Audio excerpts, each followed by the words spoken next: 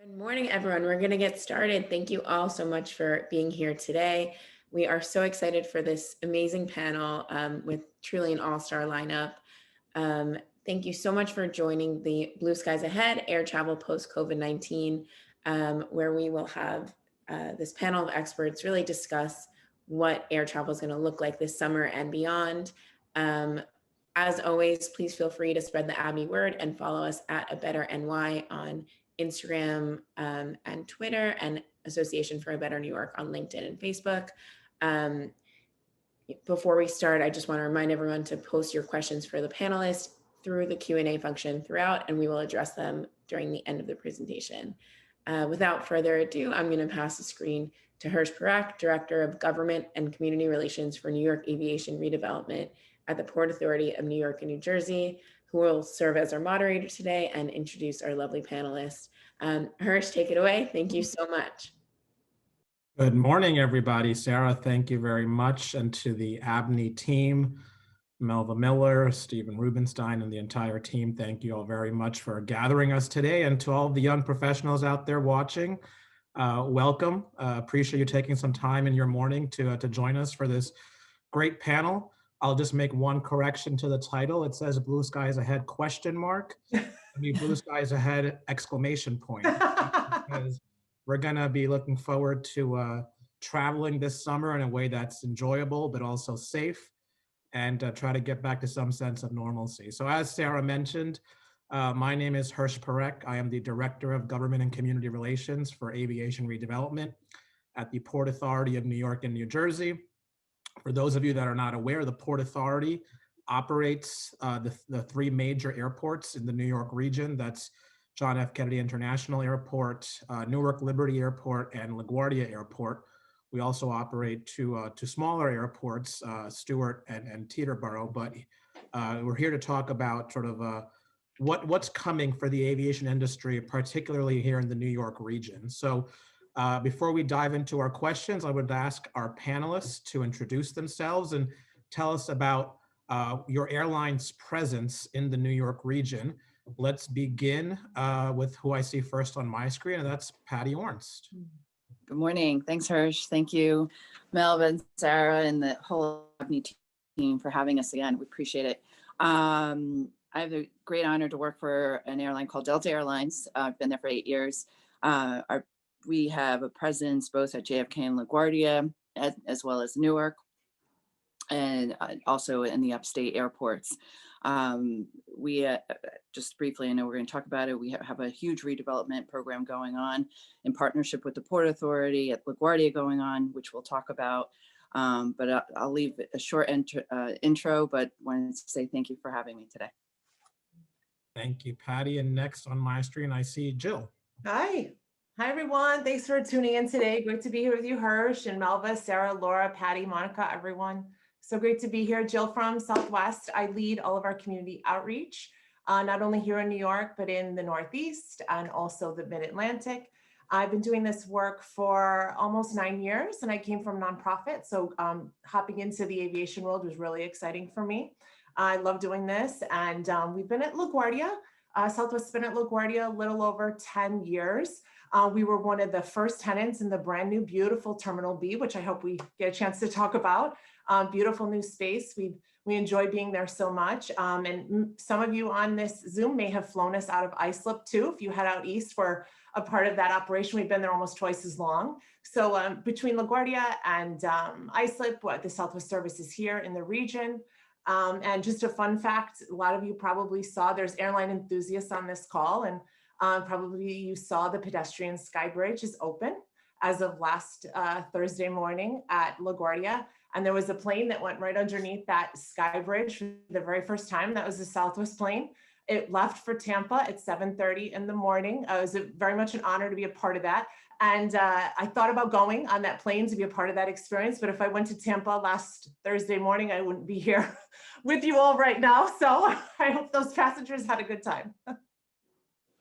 Thank you, Jill. And shameless plug here, but for those of you that want to see that plane taxi underneath the pedestrian skyway, check out my Twitter page Oh. at Hersh Parekh. I have some great video there. So feel free to take a look. And then last but certainly not least, Monica. Good morning, everyone. Monica Slater Stokes here. Thank you so much to the ABNY team for this opportunity to talk a little bit about the industry and our respective airlines. We greatly appreciate the partnership, and to my colleagues, Patty and Jill, and certainly Hersh, appreciate your partnership as well. So I handle government affairs for United Airlines Northeast with a heavy focus on our Newark hub and our New York airports. So we have increased our footprint in New York, really excited about our return to JFK after having exited that airport back in 2016. We are looking forward to increasing the footprint around the state. We have service in upstate, very proud of our presence there. And my role is really to ensure that we align policy objectives and community affairs objectives and really drive focus on our customers and our employees. So happy to be here. Great, thank you, Monica. So we're going to dive right into our questions. We're going to begin with Patty and Delta Airlines. So as Jill mentioned, and Patty as well as mentioned, that LaGuardia Airport is undergoing a major redevelopment program that started almost 5 years ago. It'll be 5 years next month. The first half of the airport, Terminal B, opened. I won't say to great fanfare because no one was there last June, but it is a magnificent terminal, not the LaGuardia that you would remember. And we hope that everyone watching will have an opportunity to fly through it very soon. And so Terminal B is where United and Southwest both operate out of, but Delta Airlines has also been making some tremendous investments at the airports where it operates, including the Terminal C at LaGuardia, which a little under a year from now we'll see open as well. So Patty, what has been the biggest challenge with the Terminal C project, especially during COVID? And what impact do you think the new terminal will have on New York travelers when it opens next year? Great, thank you, Hersh. And yes, absolutely. We're very proud of the project that we're working with in partnership with the Port Authority and obviously the Governor's Office. The airport, the next time you see it, is absolutely magnificent. It's a brand new airport from both sides, both C and B it's rebuilt from the ground up. It's from our end, it's about a $4 billion project.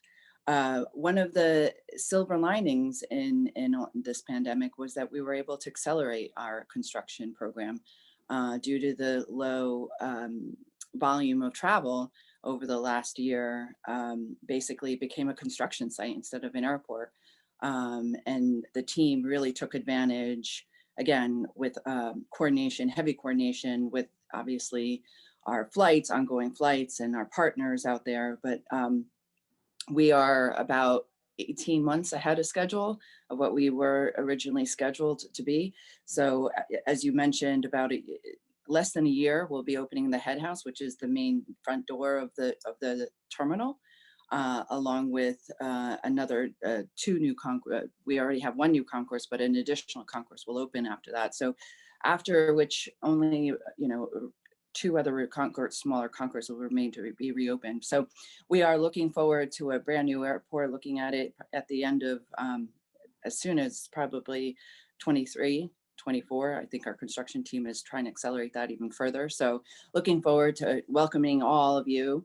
But you will be very surprised how amazing this airport has become from where it was before. So the challenges remain there now that we're growing.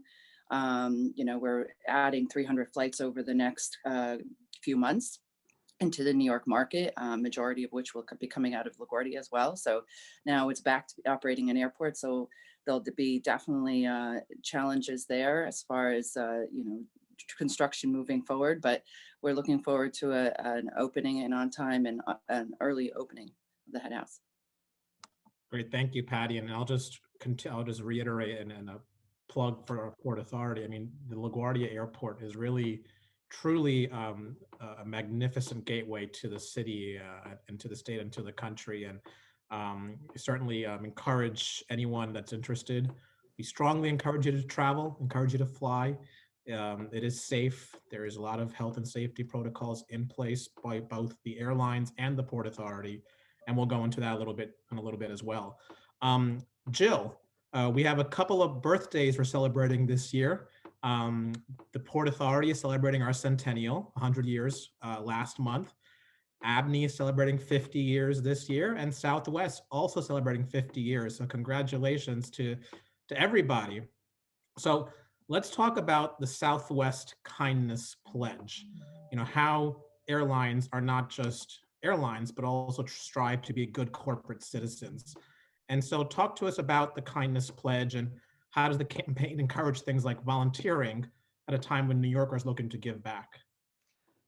Absolutely, Hersh. All these milestones, all these birthdays. I haven't had one cupcake to celebrate any of these momentous occasions, so I'm waiting for that. But congrats to the Port Authority as well. Lots of companies have 50th anniversaries this year, absolutely, including Southwest. And for us, you know, instead of just saying happy birthday, we wanted to invite everyone, customers, communities, partners, and friends to join us in inspiring 1 million acts of kindness. 1 million. At first, I thought, that might be too much, but it's May 24th and we're almost at 600,000. And we track these online at southwest50.com. There's a kindness generator there and the Southwest Pledge that you can take a peek at a quick video and sign the pledge and learn what it might be like to commit to an act of kindness. So what is it? It's what it means to you. It can be a small deed. It can be a large undertaking. It all counts, and we're counting all of them through the end of the year. And you mentioned New York, and in particular, you know, New York, you know, and its citizens and its people are very accustomed to hope and to healing, as particularly right now in these past few months. And it's up to us to inspire hospitality and goodwill, one act at a time. And we hopefully all do that in our own lives. But you know, very specifically, and I'll just mention a few quick examples of the LaGuardia Southwest family at LaGuardia. You know, there were so many snacks and beverages that didn't go on board the aircraft from the beginning of the pandemic. And, you know, where could those go? And we, you know, quickly rerouted those snacks and beverages, you know, to food banks and to food pantries all over the country, but particularly in New York to City Harvest. And thanks to the LaGuardia team for making that happen. So they were able to be the recipients of those. We have a program called Loan Your Love, LUV. For those that are tuning in, you may know that Southwest trades on the New York Stock Exchange with the ticker symbol of LUV. So this was a real program called Loan Your Love. And several people in the LaGuardia family packed up their things and went and moved on to other stations for a few months to help their colleagues and to offer support to them when they needed it during the pandemic. And I know that was very helpful and meant a lot to so many of them. And then just a good one about vaccines. There's a flight attendant that booked over 100 vaccine appointments for friends and family and for his colleagues at Southwest. And he logged every single one of those appointments as an act. So that ticker is attributed to over 100 of his vaccine appointments. And I think those are really easy, fun ways and complete passion points for a lot of our people in our organization. So southwest50.com has more information, but thanks for asking about acts of kindness, because again, we'd like everybody to join us. And I remember at the beginning of the vaccination process, how difficult it was to schedule a vaccine. So for one person to schedule 100 appointments for neighbors and colleagues, I mean, that's incredible. So congratulations to that Southwest team member as well. And for logging 100 acts of kindness towards your million goals. That's great. Monica, over to you and to United. So United recently announced a partnership with Abbott to offer home testing for COVID-19. We have turned the corner, but we have to remember that we are still wanting to be extra careful and take the necessary precautions to protect ourselves, our neighbors, and our loved ones. So that partnership will allow the results to be integrated straight into the United app. How do you think this partnership and this program will encourage people to travel more, especially internationally, as Europe starts to reopen for American tourists this summer? Well, thank you for that question, Hersh. Really excited about this partnership with Abbott, and it works in tandem with our Travel Ready Center. The Travel Ready Center is really a one-stop shop, digital approach, streamlined approach to really managing your travel restrictions, the ability to upload your testing or testing results or vaccination information, an interactive map to help you understand what the various requirements are as you look to travel. This is the kind of thing that our customers want to see, this streamlined approach, easy access to information, easy and seamless travel. So as the EU directs its member states to open up, as Latin and Caribbean markets continue to rely on testing and vaccination, this is exactly where we want to be, and quite frankly, the future of air travel. And I do have to give a shout out and applaud our team, our customer innovation team, who really has been a leader in this throughout the course of the pandemic, coming up with creative and innovative solutions to ensure that our customers feel safe and that they have answers to their questions, and that travel, as we start to recover, will continue. And so we're super excited about what's to come in the next couple of months. Yeah, and I would just have to say, I mean, I think, at its worst, when literally no one was flying, I have to give a lot of credit to the airlines that they were very creative and figured out how to still help, whether it's helping to transport essential medical workers to places that needed it, or supplies and PPE to places that needed. I mean, the airlines definitely stepped up, and I think provided a big help to the country at a time when help was truly needed. And COVID did have a significant impact on the aviation industry. I mean, just as a point of reference, in April of 2020, I mentioned the 3 major airports the Port Authority runs. And in April of last year, passenger activity at our airports was down a staggering 95%. I mean, it was incredible how few people were flying, and understandably, though we are now starting to turn the corner, and there's still a long road to recovery ahead of us, but we see the activity is increasing steadily. From that bottom of 95% down, we're now at approximately 60 to 65% of pre-COVID levels. So I'll ask the entire panel, what are some of the trends that you have seen emerge as the nation and the region start to reopen, people return to some sense of normalcy, and what do these changes mean for the travel and tourism market here in New York? And I'll open it up to the entire panel, so whoever wants to go first, feel free. I'm happy to jump first. I think our colleagues, Jill and Monica, we've seen since the reopening of New York State and New York City, a real rebound of travel in and out of the state. As folks know, New York was hit the hardest on COVID.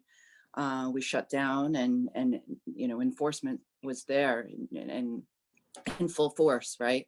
So folks were not flying, folks were not traveling.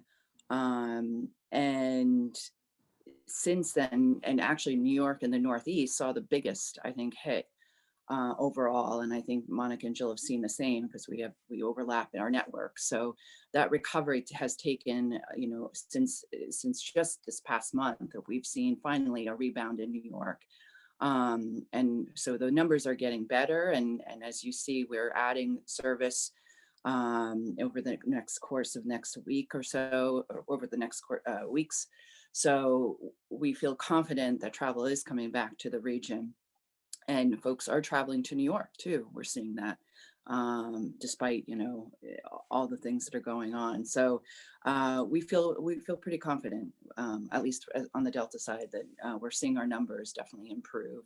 I think the other piece, I think there's a question in the Q&A about business travel. That's the other piece that we are going to struggle for quite a bit. I mean, that is about 50% of our revenue is business travel. And so that will take some time. And I think it depends on who you talk to. Some say it's after Labor Day, but I think it's going to be at least 12 to 16 months before we see a true return in business travel. So, but I feel confident. We feel confident that it will return. It's just a matter of time. Jill or Monica, anything you want to add to that? I'll jump in.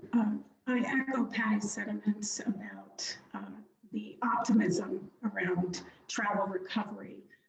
Obviously, leisure travel, domestic leisure travel has been going really well. We're seeing significant upticks there.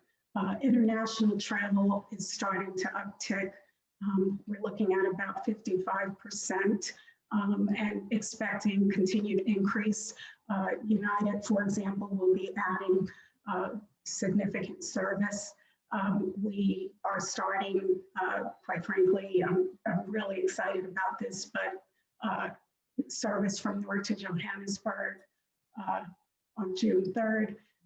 Really, this is a new exciting market for us. We are also adding or just added service to Ghana out of Dulles, and the list goes on and on. So really good opportunity to go into exciting new markets. And I think that's an indication of the level of optimism. I think we still, there will be heavy reliance, obviously, on testing and vaccinations, and that's going to be the way of the world. And so we'll continue to work with governments to ensure, alignment as things continue to open up, or markets continue to open up. And again, the EU announcement was a great start with, Italy coming on board with some key markets, Spain, Croatia, et cetera. So great, Iceland. So really great opportunity for you all to get out there and explore. Hersh, just to jump on the optimism that we're hearing from Monica and Patty, I completely agree. And when it comes to new markets, we had the chance to open up several new markets here in the United States over the course of the pandemic, almost 20 in locations that we'd never been before. So think Savannah, Miami, Myrtle Beach, Palm Springs. I mentioned Palm Springs because that's where I thought I was going last March or April, and that didn't happen. But I mean, these cities are open now, and we can get you there from the network here, right here in the Northeast. But in terms of the pandemic, it's the entire thing, and it was so much of a wait and see culture. It was wait and see what was going to happen. And with all of the announcements of New York State and New York City itself kind of opening back up, we don't have to wait so much anymore. We can actually go see, go do. And that's going to be very important to all of us when we bring people here to the city. Yeah, absolutely. And I mean, I think, here in the New York City area, right? I mean, tourism is probably one of the biggest drivers. In addition to business travel, tourist travel is huge. And, the announcement that Broadway will reopen in September, I think will be a major driver in getting people back, coming to New York, visiting New York, spending their dollars here in New York. But for all of our audience, right? I mean, the other parts of the country and the world are starting to reopen as well. And, the trip that you may have postponed last year, now might be a good time to think about it. If you're able to, if you're comfortable to, and you're going to hear that the airlines and the airports are taking a lot of steps to make you feel safe and comfortable, and that the health measures are in place. So let's jump right into that. Just in October, Harvard researchers from its School of Public Health found that flying can be safer than, get this, grocery shopping. And all of the health and safety measures that are in place, both at the airports, but also on the aircraft. So some people might still be nervous though. So how is Delta or Southwest or United, what are you doing to instill confidence and reassure travelers that flying is safe? I'll start. First, let me say, this has been an ongoing process. We're always focused on health and safety. This is the core of, focus of our airline and the industry. But when the pandemic hit, we again had to be innovative and really 10 steps ahead and ensure that we were doing everything we can to keep our customers safe. And so everything from HEPA filtration systems to antimicrobials to electrostatic spraying to looking at the travel experience from the point that you leave your home to get to the airport and board the aircraft, ensuring, a touchless, as much as a possible touchless process throughout. Ensuring that we have strict adherence to mask policies. Every aspect of travel has been touched. And again, United's partnership, for example, with Cleveland Clinic and our partnership with Clorox, which informed new and creative and innovative cleanliness processes. So we have really invested a lot into ensuring that our customers feel safe, but also just making sure healthy measures are in place. And we're very excited about that. So that work continues. It's a constant evolution. We have an internal task force laser focused on this. And I can tell you that the HEPA filtration systems really make the aircraft inside one of the best inside locations you can be in a pandemic. And so we are confident that it is safe to travel and happy to provide any information about that if needed. I would add, at Delta, as many of you know, we had blocked the middle seat, and as others have too, until the end of April. We just lifted this past May 1st. So that really played a critical role in getting people safe, getting people to travel and regain their confidence in traveling. In addition to everything what Monica said, each carrier has done something a little differently. We actually went ahead and hired a chief medical officer for the first time on our team, who's a senior executive, came out of Mayo Clinic and will continue to be with Delta. And so that we will continue to improve, continue to look at different ways on ensuring that passengers are confident. And again, we don't know what this looks like in the fall. God willing, we'll be past this, but it's going to continue to evolve, right? And we will continue to make sure that we're doing the best we can in making sure travel is safe. And Hersh, just to pick up on Patty mentioning consumer confidence, I mean, that's such a big piece of all of this, just making sure that our customers are comfortable, they're ready, they feel confident about being there. We implemented something called the Southwest Promise very early on, and that was our pledge to enhanced cleaning and sanitizing and kind of a multi-layer strategy when it comes to making sure that employees and customers are ready to go. We have the filters and the electrostatic spraying, we all do, but there is a lot to be said about preparing customers and being transparent, pointing them to where they can find out everything they need to know about something like the Southwest Promise or what any of the carriers are offering. And asking questions, asking questions of the flight crew and, making sure that you have everything you need as a passenger and that you want to be there, because we want the customers to be happy. We want our employees to be happy and comfortable. So it's all in the same. And I think the airlines are doing such a fantastic job, and it is evergreen. It's changing. We're staying committed to it, but we don't know what the next couple of months will look like, particularly because passengers are coming back. But yes, I want to just say that the grocery stores are clean, the airplanes are clean, but I also heard that indoor pools are clean.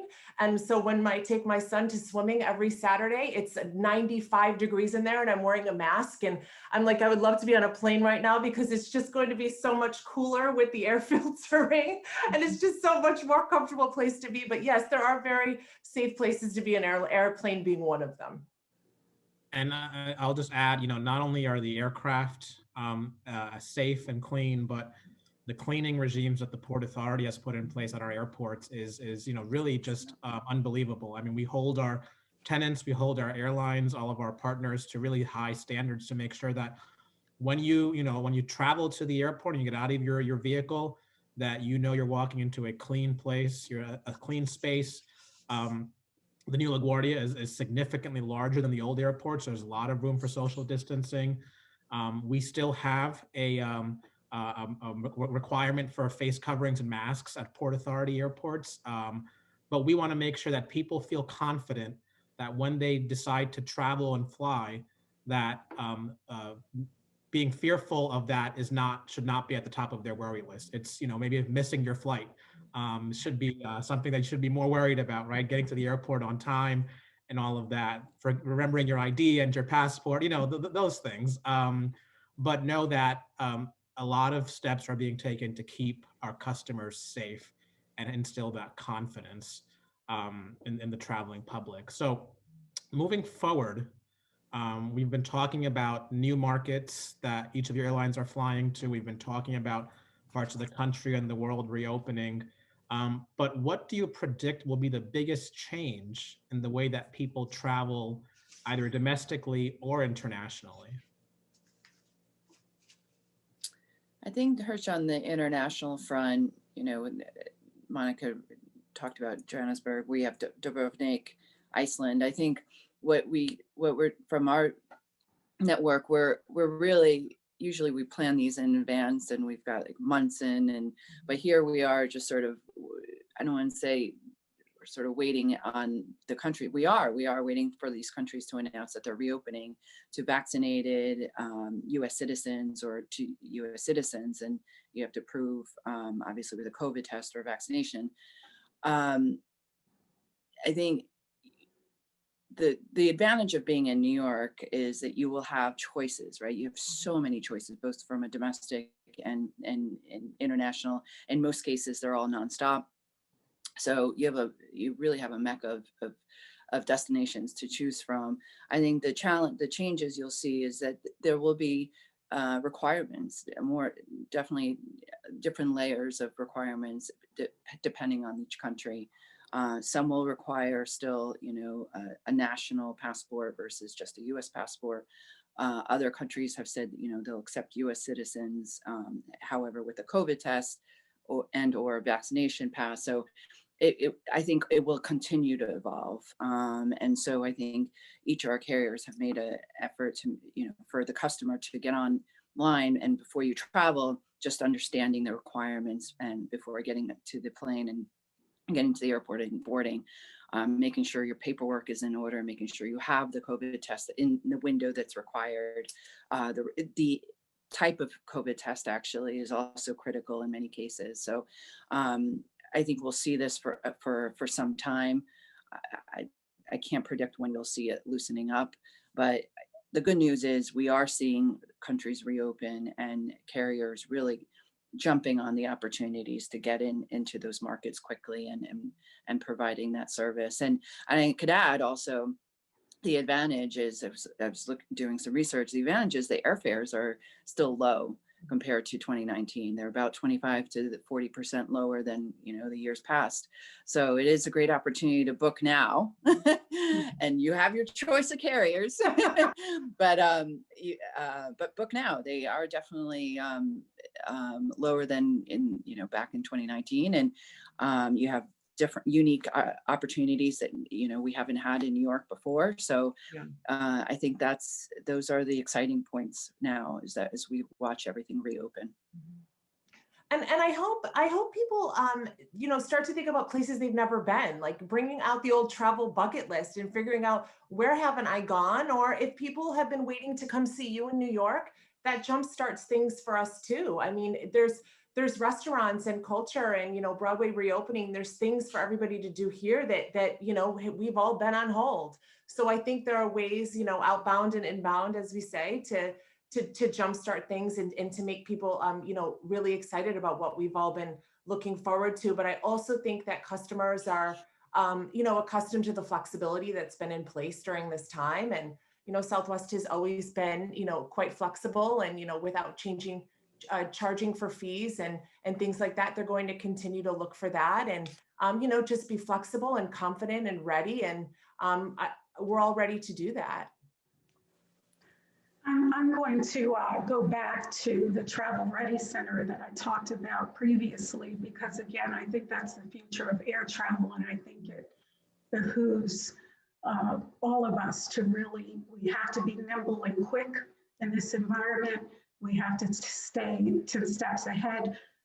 People are sophisticated about their travel and their travel needs. And so I agree with Patty.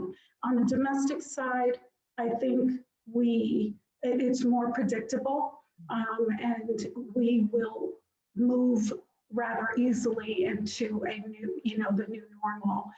On the international side, because of the sort of hodgepodge of requirements, we will have to adapt very quickly and make sure that we're guiding our customers, giving them clear, concise information, because that also, having little information or not having ease of access, that's an impediment to travel. So we want to make things as easy as possible and as seamless as possible, and that is certainly United's goal. And speaking of easy and seamless, I will just say, we've seen also a shift and a move towards offering testing and also vaccinations at airports, right? We want to make sure that if you're not able to get a vaccination in your state or your city, that you can still, fly to New York and get vaccinated at the airport. You can get a rapid COVID test at the airport, just to, again, give you more confidence that you're keeping yourselves, your family, your loved ones, your friends, your colleagues safe. So a lot of actions are being taken to provide that convenience in this time. And just a couple of weeks ago, just shifting topics a little bit, the CDC announced that fully vaccinated people can resume most activities without masks, though masks will be required for certain activities such as traveling. So do you all think, and I mentioned that Port Authority airports still have a mask requirement in place for customers, for employees, for anyone using our facilities. Do you think the CDC recommendation will have repercussions with mask compliance in airports or on airplanes, and how would you plan to address that?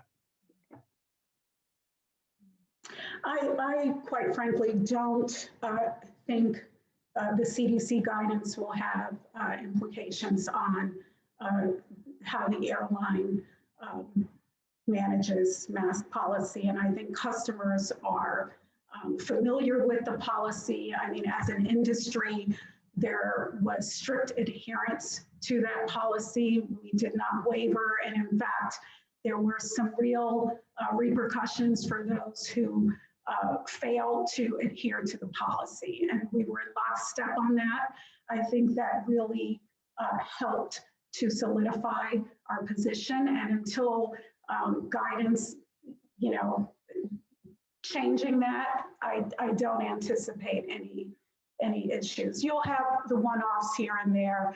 We've seen that over the course of the pandemic, but quite frankly, our customers understand the importance of safety, and there's been strict adherence.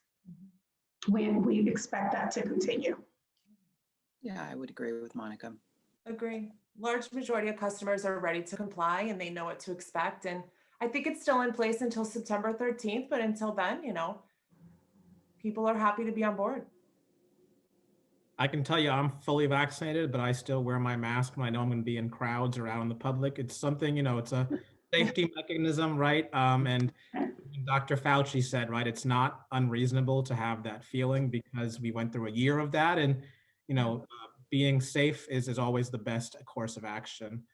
So I fully agree with that. So that's the end of my Q&A. We're going to jump into the questions that have been submitted by our attendees, some of which have already been answered, but others have not been yet. So let's begin. Let's start with, we talked about this business travel, right? What is the sense of the rebound for business travel? New York is a huge destination for business travelers.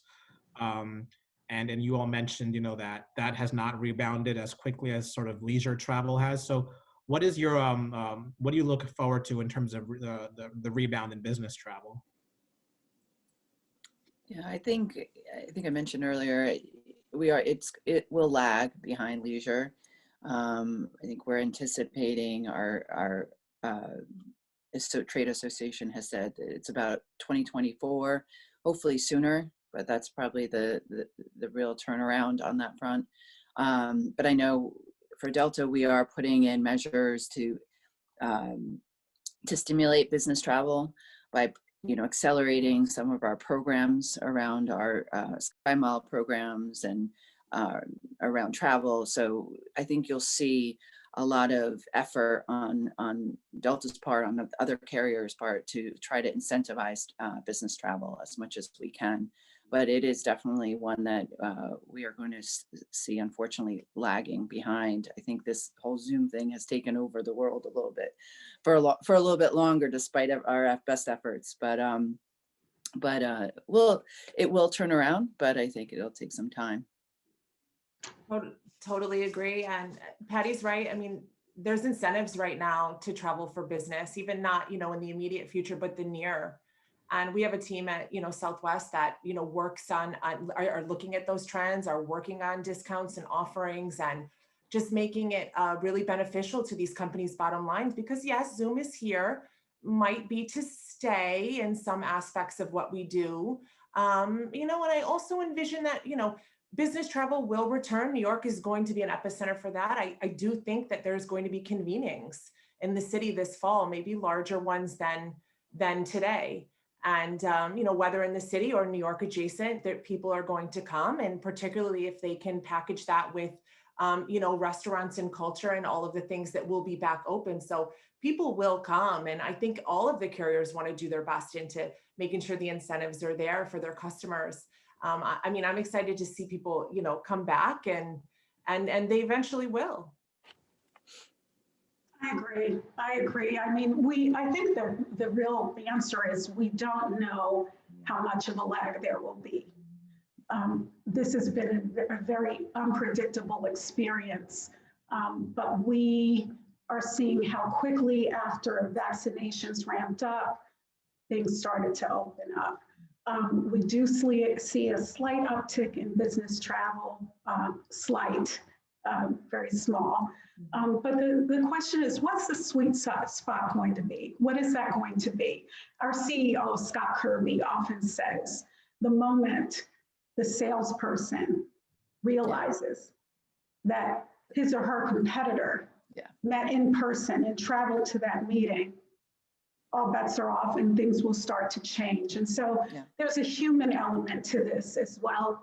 And I think it's safe to say that as much as Zoom has been a saving grace, so many of us are just Zoom exhausted. And there is nothing like human interaction and the human touch to close a deal, to connect on a strategy. And so I'm optimistic, and we'll see what the timeline will look like. I would only add, I think it's also apparent that companies bring back people to offices. Delta has made the step that we will open 100% in Atlanta come June 1st, I believe it is already. So it's really making those decisions and sort of coming out first, right? And saying like, let's get this restarted. So Absolutely. We're excited about that. This would have otherwise been a breakfast, but here we are. Exactly. Yeah, I know. Having our own breakfast. Or cocktails, more importantly. Yeah. And on a related question, I mean, and it's not just business travel, but travel in general. Are there tourism investments that could be made, by governments to help bring travel back? And this could be to make a business meeting much more seamless, or to make tourists much more interested in coming back. We just heard just a week or two ago, the Javits Center expansion just was completed, so we can have larger conventions. New York City and company announced a tens of millions of dollar tourism campaign across the country. I think the first time it's done that in a decade or so. So there are investments happening, but is there more that the city or the state can be doing to help get travelers back flying again?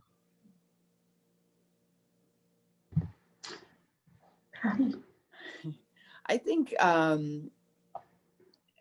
just acknowledging the importance of tourism and air travel is critical. Yeah. I think, you know, in New York, it is sort of forgotten because we're so competitive and we have such the advantage over other parts of the country that I think sometimes our leadership forgets that, you know, it takes, you know, a team to keep these airlines moving and healthy and vibrant in the state. And air service is obviously very critical, and ensuring that air service continues to remain, you know, to keep these choices available. It does require partnership and support. So I think acknowledging the importance and the jobs that we bring, the economic impact that we bring to the state and to the city is critical. And so I think continuing messaging that the rollout of the NYC and company, and I know NY and the state will be doing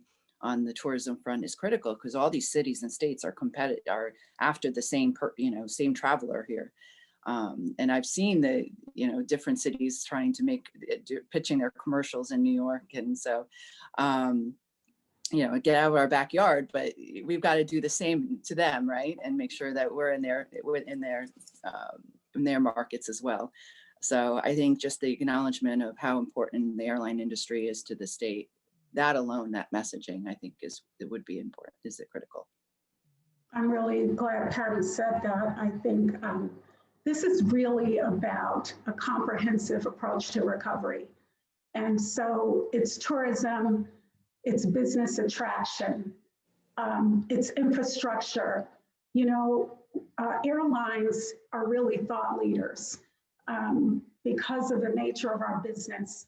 We touch so many issues and we take people around the world. And it's a global economy. And we play, to Patty's point, such a critical role in economic growth. And so as we think about moving forward, and I know this isn't the question, but I have to say this because it really ties in with Patty's point about recognizing how critical travel, and particularly air travel, is to the economy. We really need to think holistically and comprehensively about what we want to look like, what we want tourism to look like, and yes, what kind of incentives and programs are out there. Fred Dixon and his team have done an amazing job over the years, and really excited about what they're looking to do in the coming months. But yes, we could use the support, the recognition of what we bring, and anything else to continue to bolster our industry, because it benefits everyone. The human element of it is so huge. And we say every day that we connect people to what's important in their lives. And that is absolutely, I know Monica and Patty absolutely agree, and Hersh, you agree too, by the basis of your business as well. We have to connect people to what's important in their lives. And hopefully that's here in New York very soon. So we have a couple of minutes left. I have just two more questions that have come in that I want to pose to the panel. First is tomorrow is certainly a very somber day. It is the 1 year day since the killing of George Floyd. And a question that has come in is, along with COVID, a lot of social issues have bubbled to the top. So what is your airline doing in response to this type of activity around civil rights, social justice, and what can you do as a global company in helping to speak up and speak out against things like this? Who wants to take that first?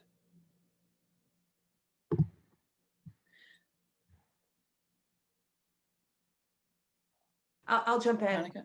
Oh, okay. I wasn't sure if Monica. Go Sure, ahead, Jill. I'll jump in. Oh, please. First of all, I appreciate the question. I so appreciate the question. This has been a difficult time for all of us. And you know, personally, as an African American woman, as a Black woman, I am, there's a lot of emotion behind this. I am really proud of what United has embarked on. Scott Kirby, our CEO, and Brett Hart, our president, have been leading. And as you know, it starts at the top and penetrates the entire culture in the organization. And so we launched something called We Stand United. This is our diversity, equity, and inclusion program. The purpose of this is there are cornerstones and there are touch points throughout the company to ensure that every single division incorporates and understands what this means and how to implement and how to execute to ensure equity throughout our organization and then beyond. The main thing that we've launched under that program is Aviate. Aviate is, there are two prongs to it. Right now, we're focused on the pilot piece. We are looking to train 5,000 pilots by 2030. We are making a commitment that 50% of those pilots will be of color and women. And that is our commitment internally and to the world, that we understand that the industry needs this kind of recalibration. And we, quite frankly, got some pushback from certain pockets. But here's the fact. The fact is that we are better when we are diverse. We are more unified. There's a lot of talent out there, and there are impediments to becoming a pilot. There are financial impediments, and we want to take those barriers away. And so this program will do that. The other thing is we are now focused on technical operations, and we are looking to build out a program there. So very exciting programs being put in place. And then outside of that, so much more work being done, again, to shift culture, to ensure that we are thought leaders in this space and ensure that we are affecting change around the country and the world. So thank you for the question. And at Delta, we're doing similar programs internally, closing the diversity gap, making sure that there's representation on all levels. We have town halls now almost on a weekly basis with our senior executives on all social issues that, that we're facing today. We've become a very, the advantages of Zoom, it has become that we have these discussions now on a weekly basis, whereas before, I have to say, we weren't as I think as open, and so we're finally having those important conversations around the company. So. And the goodness of that is, like Patty said, more people are involved than ever before. More people are able to tune in, have their voice heard. Civility is a pillar of ours at Southwest. We've had a diversity council in place for many years, and that council represents every facet of our business, every level, every person that wants to be involved in that council can be. And we're very proud by that fact. And I do love the fact that, conversations that perhaps we have not had before, with each other in our work groups or as a company on a larger scale are being had, and more people are coming to the table because of stuff like this, because of Zoom, and the accessibility is so much great. That is a huge silver lining in all of this, is that there are more people at the table, and I'm really grateful for that. And I'll just add very briefly, at the Port Authority, our leadership, our chairman and our executive director convened a leadership steering committee last summer, where there were town halls held with, employees across the agency to understand where there is room for improvement. How can we make the company culture more open to diversity and inclusion, and steps that we can take both internally and externally to make sure we are improving on that front. So to the question, to the person who asked that question, thank you for asking that really important question, and you know, making sure that we don't lose sight of that issue as well. So I'd like to end on a very optimistic note, and I'm going to ask each of you to answer with just one answer. What is the most exciting destination your airline will fly to from New York City this summer? It could be domestic or international. But if you had to pick one destination to recommend to our audience, what would it be? I told you guys I was going to Palm Springs last year, and then this pandemic happened. So we will connect you to Palm Springs from New York. That's where I'm going. Who's in?